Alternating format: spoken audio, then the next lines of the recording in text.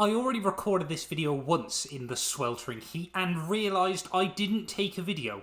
I took one picture of me walking away from the camera to begin with, and then a 10-minute podcast. Hello everyone and welcome back guys to a brand new video where today we're here, as some of you might be able to tell, in my kitchen. And yes, that means one thing and one thing only. Today, we're going to be here unboxing some goodies. Yes, the very kind people over at Moza got in touch with me recently and asked if I was interested in test driving their all-new R9 direct drive wheel with a couple of rims. And I said, absolutely, I'd love to. Of course, you guys know me, I'm a big sim racing fan in terms of both the software, like the games, everything like that, but also a big fan of the hardware. I mean, computers, everything like that has always interested me. So yeah, whenever a company, if you're watching this now, if a company, you got some sim racing stuff you want me to have a look at, I'm normally pretty down to give it a try. But of course, a massive thank you to Moza for they've sent out their all-new R9 direct drive wheelbase. We've got the all-new CS steering wheel. But I think, yeah, the creme de la creme has got to be this one. This is the all-new Moza GS steering wheel. I mean, all this stuff came in the mail a couple of weeks ago, and pretty much since then I've been feeling like a kid at Christmas, just waiting to get it unboxed and give it a bit of a test drive today. So again though, just quickly before we jump into this, of course, this has been sent out to me by Moza for free, but as always, everything on this channel, when I do a review of any hardware or anything like that, it's not a paid for review, anything. It is completely my own thoughts and opinions on the kit.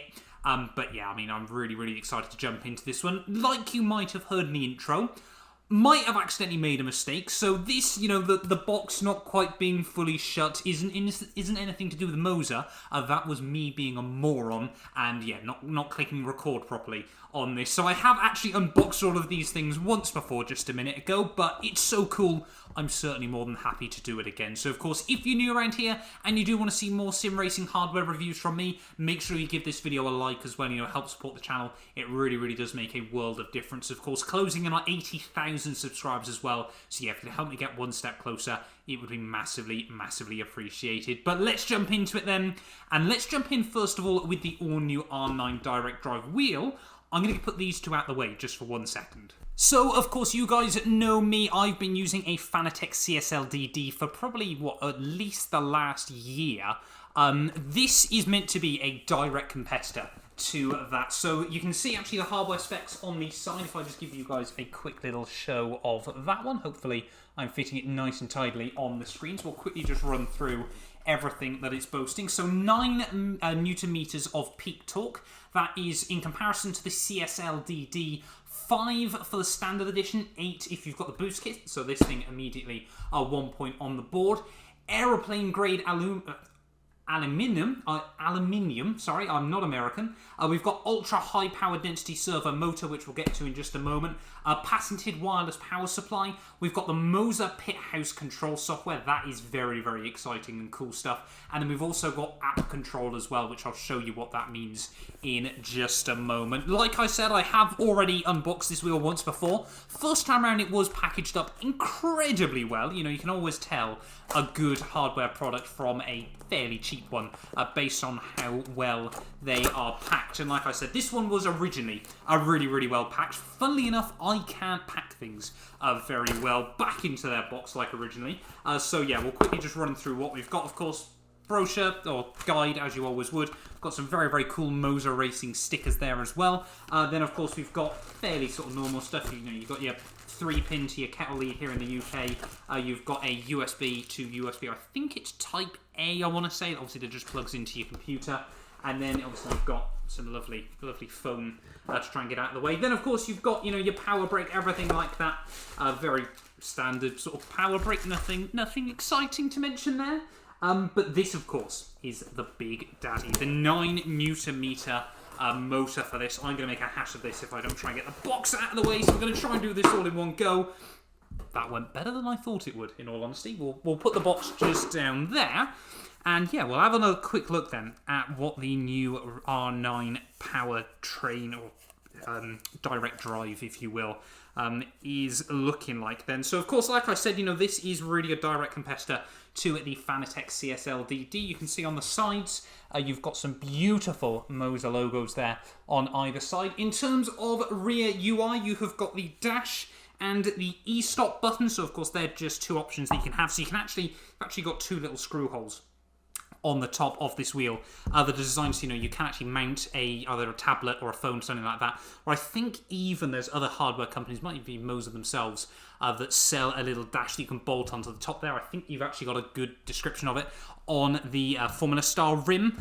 You've also, of course, got your fairly standard USB, your power input, and then just a power button as well. So, I mean, fairly sort of normal, standard kind of stuff there, everything you'd expect from a wheel. In terms of the overall size, though, it's definitely slightly smaller than the Fanatec ones. I would say it's more rectangular. They're very sort of cube. This is a bit more of a cuboid. But I mean, the big difference I've noticed, though, is actually how long the front shaft is on in this thing. It is much, much bigger than the Fanatec ones. Weight feels pretty similar. I mean, they're all incredibly... I mean, they've got like the density of a black hole to these smaller direct drive wheelbases. I mean, it is insane, all the things they can fit into them nowadays. But, a very, very clean, tidy little package. Of course, you've got your mounting screws on the bottom as well. They're everything you'd ever need. No side mounting, though, on this one, rather interestingly. So, if you're someone that has their direct drive wheel, of course, bolted in, sort of you've got your grips on the side, your screws, even have to say you're not going to use it to grip, are you? But obviously, if you screw it into the side, that's not going to be possible with this one. So, yeah, that is quite interesting. But yeah, a decent little package there. Let's get into the really exciting stuff then. We'll jump in first of all with the CS steering wheel, and then we'll get into the mother of all Formula rims. So here we go then. This is the CS steering wheel there. You can see we've got hold on tight experience real racing. Very, very cool little box there.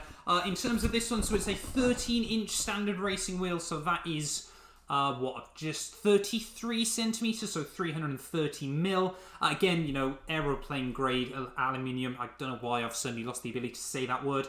Photoelectric magnetic paddles. We've got RGB programmable flow shift lighting, which I'll show you, and then obviously the customized quick release as well.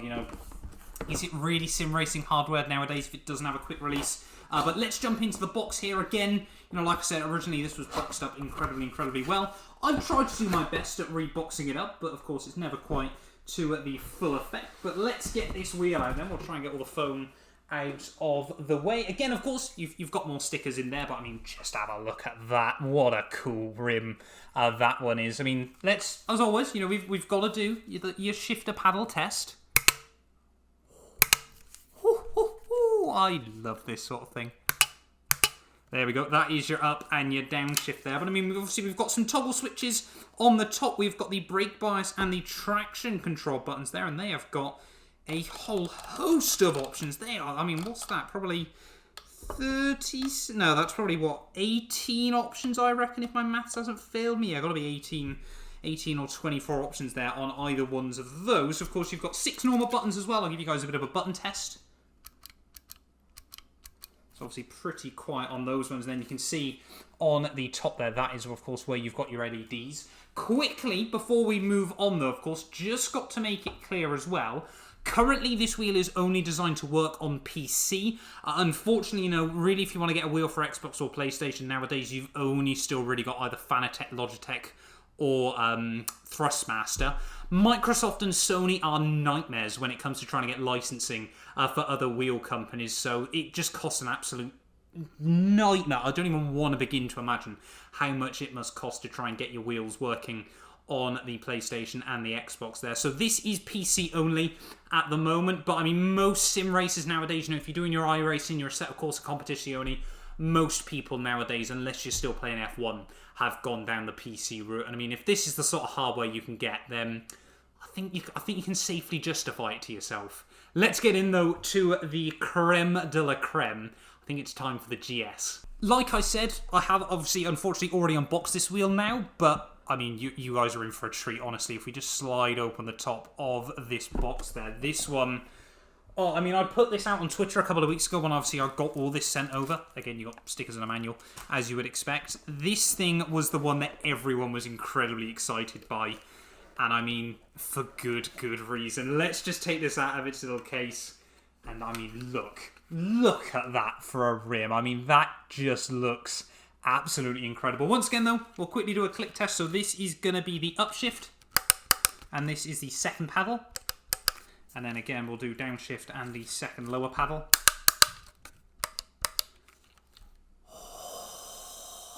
I love days like this when we get sent cool sim racing hardware. In terms of the other options, though, of course, once again, you have got the LED strip across the top. You've got 3 options here. You've got your brake bias and your ERS settings, of course, when you're in a Formula car, everything like that. Again, you've obviously got 2 little toggle switches on either side.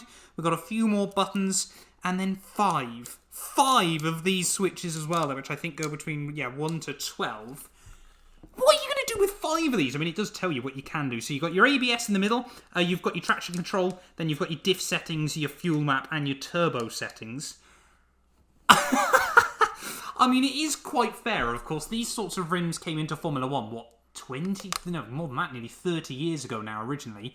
And then, obviously, they kind of switched towards Le Mans cars, and then, obviously, GT3's got them, and I mean, it won't be long before you Grand's Nissan, or whatever she's going to get next, will end up having one of these as well. Of course, already Tesla have implemented a yoke onto their steering wheels, but I mean, just look at that. That is absolutely incredible as well. I mean, if you're on PC and you're interested in a new wheel, Moza, I think Moza might have you covered here looking at this one, but yeah, I mean, I feel like a kid at Christmas unboxing all these things, but of course, how good they look is one thing, that's quite important, for your Twitter post, you post your sim on Reddit, everything like that, for a few upvotes, a few likes, everything like that.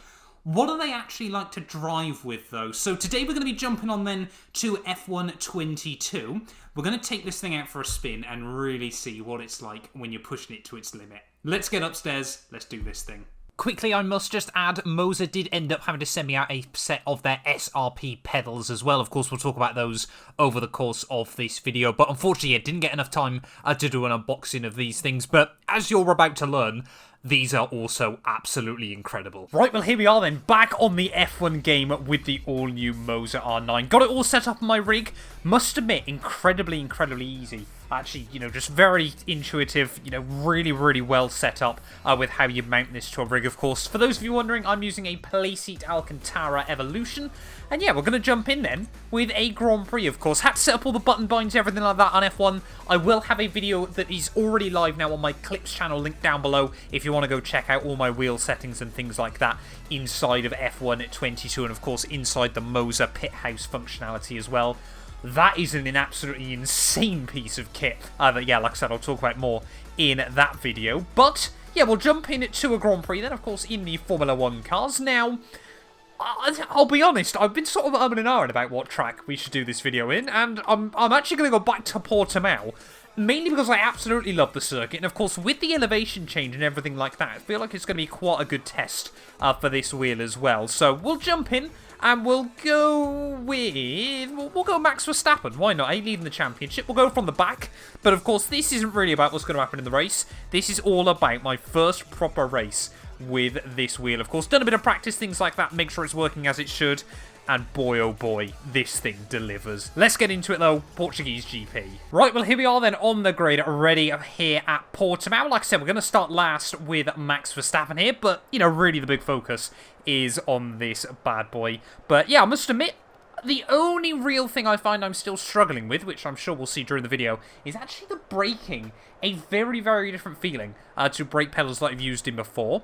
However, it does feel more natural. It feels more like a road car, and of course, it is just muscle memory from playing these games for so many years, of course. I'm so used to trying to doing it one way, but, of course, now we've got to try and do it a completely different way there, as I think, yeah, luckily, I've remembered to get my clutch sorted as well, but, of course, as always, we'll do the formation lap, and then we will jump in there. Let me know, cheeky little competition as well down below, where you think I'll finish this one today, but, I mean, yeah, super easy just to get all the binds sorted, and the thing I absolutely love is you got a little rev dash as well, of course. And it's just those little things. It is just those little things that, of course, do make all the difference. I must admit, it is a little bit weird to get used to the dimensions, of course. It is a much wider wheel than the Fanatec one that I'm used to as well. Obviously, the Formula V2. So, It does, it's a bit odd to describe. It does feel like your hands are kind of really, really far away, but yeah, I mean, it is such a quality product. I mean, I don't know how well you can hear the shifts coming through on the audio. They're definitely louder than on the Fanatec, so I apologise if they do become a little bit frustrating, but yeah, luckily team's saying it'll stay dry as well. But I mean, the thing was always for me a brilliant indicator when you get on a new wheel is just how quickly you can jump in and feel at home with it. And I've had to tweak not that many settings, you know, obviously made the normal sort of changes I would on the F1 games, but immediately you just feel like you can jump on and you feel like you've got a good feeling of the car underneath you as well. And of course that is the most important thing when it comes to sim racing. Fingers crossed we can line it up nice and tidy on the grid. Of course we'll do sort of a proper final thoughts and feelings after this race, but yeah, it is just so different and really detailed. As here we are then, ready on the grid. Of course, new wheel. Can we try and get a good start here today? Waiting on those 5 red lights.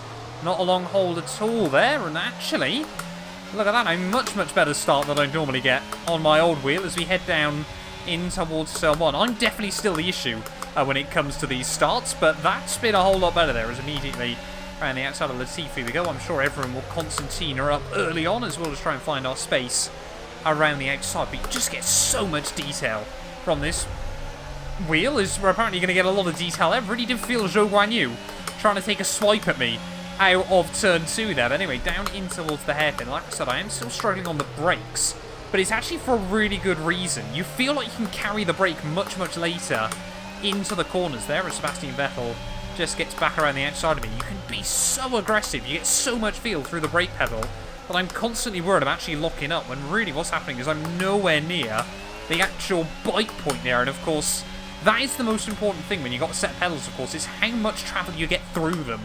You know, how sensitive, of course, because if it feels like you can travel more, that of course means you've got more degrees to really go through, and that means you can just be so much more precise, of course, because you've got that much more options through the pedals as well there. So that's kind of a really good thing that I'm just struggling to adjust to just yet, of course, but it is such a different experience. It really does. I mean, you feel everything you normally would, but the other massive thing I've noticed with this wheel, how smooth the force feedback is as well. You know, I mean, I've really had next to no rattle, and that includes sort of grinding over curbs and things like that.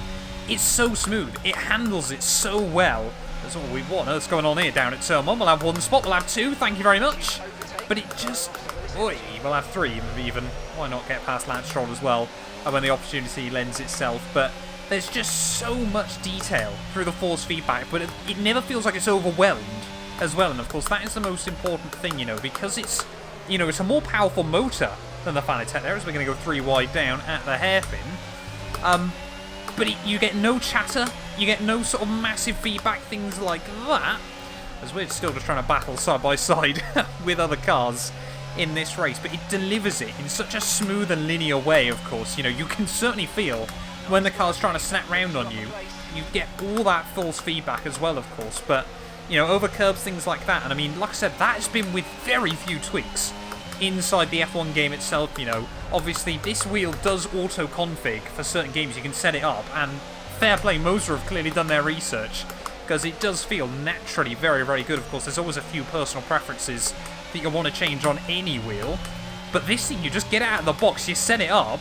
Obviously the pit house software, like I said, is incredible. I'll be doing a more detailed video, like I said, on the wheel guide. There is, look at this, back up out of the final corner. We're going to try and get 1, we're going to try and get 2, it might be 3 and 4, as we're trying to look up the inside of Alex Albon. Down at turn 1, it is going to be 4 there. Cheeky send, can do that on the brakes now, can carry so much more confidence into a corner there. And you'll notice as well, I'm not locking up as much either. It is just so responsive to everything you do. You know, the micro changes as well that you make, you really just get everything. And I mean, of course, it is just the old adage as well. You know, if you're getting into sim racing, you're getting your first wheel, this is super important. Do not cheap out on your pedals. The pedals make a much bigger difference than the wheel normally will. And that is no word of a lie. If you've got, you know, even if you've got like £1,000 to spend, I would honestly suggest spending sort of £200-300 on pedals, and then, you know, the rest on the wheel, rather than getting the cheapest pedals you can, because they will make so much of a difference. It is almost impossible to try and describe, but yeah, I mean the detail as well. Like I said, you know, those magnetic shifters, oh, they are on another level of just fantastic. You know, they feel great, they respond really well. You know, all the buttons on the wheel as well, you know, they've got brilliant feel to them. You know, especially of course, I would recommend wearing gloves with this. You know, I know a lot of people give me stick for wearing gloves.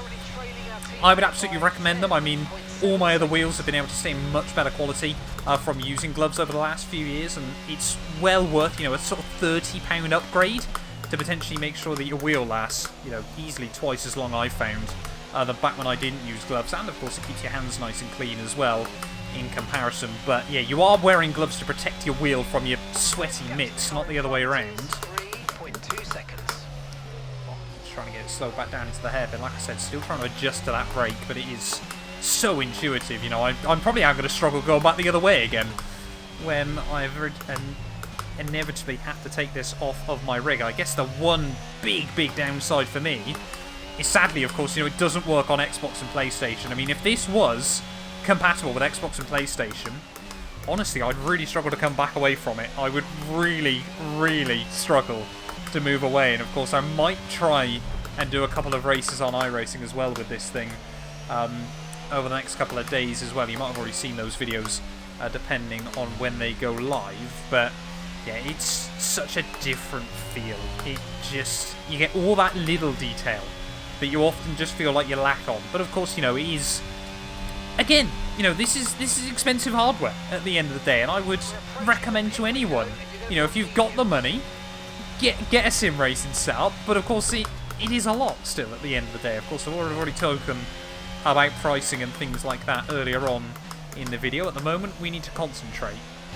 I think I have found, for me, the two biggest differences where it is absolutely night and day above anything else I've ever driven with before. One, low speed corners, especially in the traction zone. It's a combination of course, getting so much information. You know, you really do feel everything, like I keep saying. And of course, you know, the pedals are so intuitive as well. You really just get a sense of what you're doing at lower speed stuff. You know, I'm really very rarely having to correct any slides, things like that. It allows you to be smoother. It allows you to be more consistent, and that's what you get from more expensive hardware at the end of the day. You know, it won't really affect your one lap pace, because of course all you're trying to do, you know, in any racing is just try and press buttons the right amount of times in the right places. But of course, it just allows you to do that so much more confident and with so much more consistency. I mean, every time out of the hairpin at turn 3, or turn 4 even, I should say, you know, normally in the past I've struggled through there. I mean, even, yeah, like I said, the other corner just up the hill, sorry, turn 5 the hairpin, turn 4 here, often I got no idea what the back end of a car's doing through there. It's still in my muscle memory. I'm certainly able to push more through there than I have been so far, but it just works. It just, you know what you're doing. It's incredible. It's difficult to describe just how different it feels. Okay, battery's looking good. You can use the overtake button to get past. I mean, look at that through there. You can actually get close to that apex. You can never get close to that apex before on the other on any other wheel on the other F1 games, but now I can actually attack it and know what the back end's doing. I'm sure I'll say that now and spin next time through, but that'll just be me getting over optimistic and the car bottoming out. Got Kevin Magnussen into the pit lane now. I suppose we probably should talk a little bit about this race as well. There, it's DRS and ERS activated, so we head back down towards turn 1. Let's just see if we can get a bit closer to Lando Norris as well, and hopefully try and make a move work up the next straight. But yeah, even when you're just running a bit wide like that, you know how badly you're understeering on the exit there. And again, just the buttons, even with gloves on, like I said, you really do know when you are pressing them there. We're trying the outside of Lando, we go down at the bottom of the hill. Not quite that time. Perez into the pits at the end of lap 8. I mean, even this final corner, you always felt like the car would get loose through there. Now you know exactly. I genuinely, the more I'm driving this, the more and more fun I'm having with it. As I think we are, yeah, we do inherit the lead of the race as well, which is even better. But yeah, the tyres are hanging on nicely, of course, because I'm not lighting them up too badly. It's just, I mean, honestly, I'm really going to struggle to take this back off my rig The rim is fantastic. The base is fantastic. The pedals, genuinely, I think, honestly, I'm gutted you can't see them very well.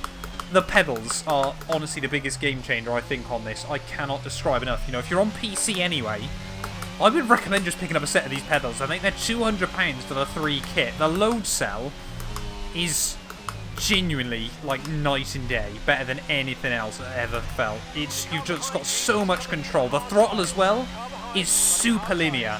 It actually, you know, requires a little bit of pressure to get on it. Of course, most throttle pedals that I've used before, you kind of feel like they're a bit light early on, and then you can sort of get onto full throttle quite aggressively. These are just a smooth curve all the way through.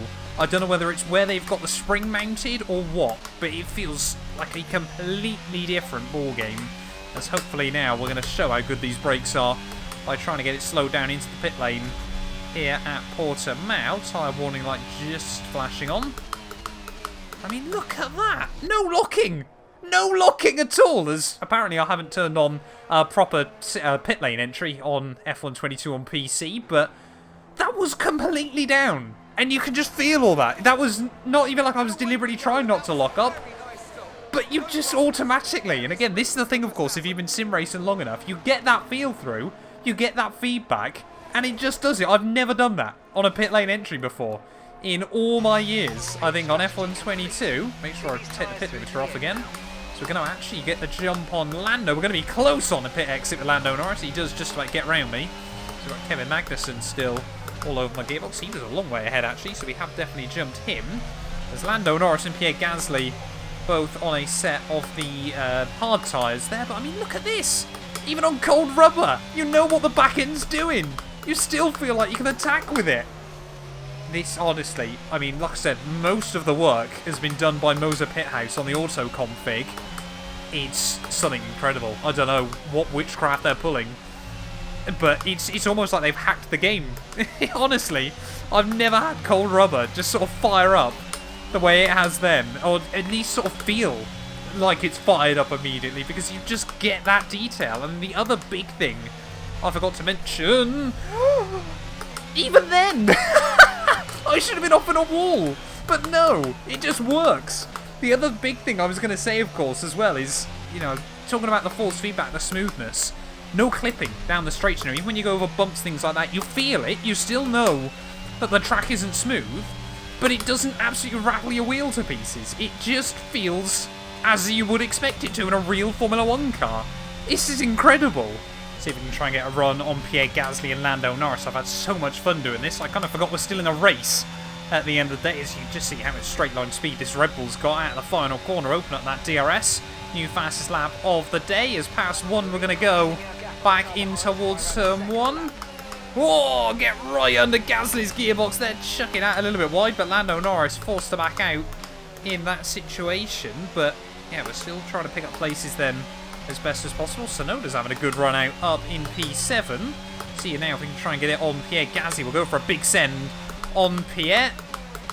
Or not. That was not the finest. That is the other thing I've noticed myself doing a couple of times during this race, is where these buttons are soft switch, I'm going to call them. Obviously, normally on my wheels, they're quite a hard press. I do find myself occasionally double tapping them. I think it's just me being quite ham-fisted with my fingers, but it is one little thing to just take in mind. Of course, I have found myself a couple of times on the overtake when I don't remember turning it back on again, but yeah, I think that's just me at the end of this. We have moved past Pierre. Luckily, I think I accidentally left the damage on cosmetic only, so we might have lost a bit of the wing, but the car's still absolutely fine. I think I might have slightly mistaken fresh tyres for having a little bit of extra grip. Definitely seem to be lacking a bit in the front downforce department.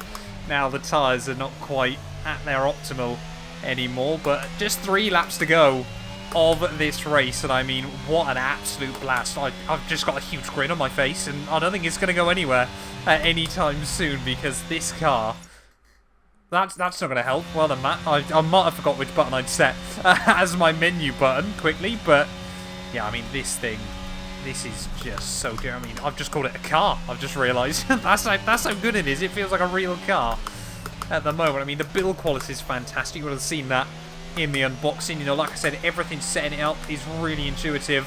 You know, the instruction guides, I'm a bloke. I used them a little bit when I absolutely had to, but of course didn't really, set it up with my dad. And both of us were just sort of saying, it all makes sense. It's just so easy. We didn't really have to look through much because you kind of just all piece it together. And it's incredibly easy to do, of course. Screwing it into my cockpit was, again, this is quite an old design cockpit nowadays. It's not really built for the direct drive stuff of modern era. If you're a sim racing cockpit company and you want to send me out something to review, I would be more than welcome. Hit me up on Twitter or email me, but yeah, it is, even then still, really easy to put on there. Of course, it delivers the torque so well. It doesn't feel like it's rattling my cockpit, anything like that. I don't think you'd want to go much more than 9 Newton meters on this playseat stand, but it's absolutely, like I said, because this force feedback is so sophisticated, so well done, you do feel it all through the wheel, and there's no rumble sort of anywhere else. It just works. It does exactly as you'd expect it. It feels optimized. What it is, it feels well researched and well tested before they sort of brought it onto the market. It feels like they really have sat down and written up a list of everything they want this to be able to do and made sure everything on that list was ticked before they've decided to make it available for the public. And honestly, like I said, if you're on PC and you're looking in this sort of ballpark for a wheel, it's really, honestly, this, I'm going to say it, it's a game changer at the end of the day. It really is, except for the price. The pedals, I've driven on pedals that are twice as expensive as this thing, and they just feel as good, if not better. It's just so intuitive. The base, 9 Newton meters, absolutely fantastic. Slightly more than my normal, but it delivers it so smoothly, and it's just, it doesn't feel like it's overpowering you at any point. There is still the one slight nuance still on the Moza one. It does tend to still like to shake a little bit, but look at that. That's nothing in comparison to what I normally get there. It's just, honestly, like I said, the best way I think I can describe this thing is a game changer at the end of the day. But let's bring it around this final lap then here at Portimao. Of course, this is quite a good track for testing this sort of thing as well, of course. Like I said, all the undulation, you've got a few big curves, everything like that. And it's just felt exactly as I'd hope it to around this circuit. Like I said, still struggling a bit on the brake, but that is just me not used to a brake like this. It's so linear, but I'm just not quite used to being able to brake so much at the top end, so I'm sure I could get even quicker when I get used to it as well. But Moza, I tell you what, you've really outshone yourself with this. This is better than I ever expected it to be in a million years. I was expecting good things, but this is honestly incredible, absolutely revolutionary. From the price point it's at as well, it is a steal at the moment. Like I said, if you're on PC only, I would really recommend checking out Moza and having a look at this wheel. Charles Leclerc, though, will win here in Portimao, but we will come through from last to P8 there. Not the fastest race by me, but I've done it with a grin on my face.